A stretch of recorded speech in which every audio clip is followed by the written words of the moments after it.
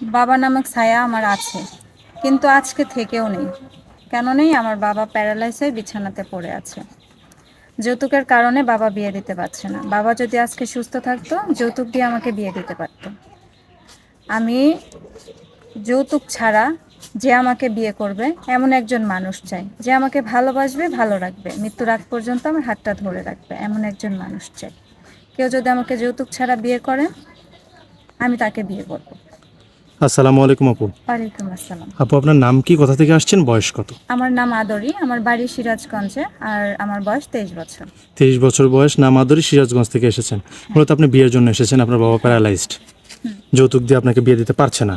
হ্যাঁ। আচ্ছা, আপনি কীরকম ধরনের মানুষ চান যে মানুষটা আপনাকে বিয়ে করবে? তার বয়স বা চেহারা কেমন হতে হবে? তার বয়স যেমনই হোক না কেন, সে দেখতে যেমনই হোক, কোনো ব্যাপার না। আমি চাই সুন্দর একজন মনের মানুষ।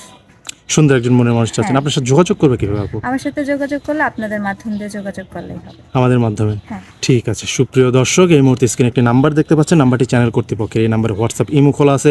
যদি কোনো ভাই আদর আপুকে পছন্দ করে থাকেন, আদর আপু এসেছে সিরাজগঞ্জ থেকে, অসম্ভব সুন্দর একটি বোন।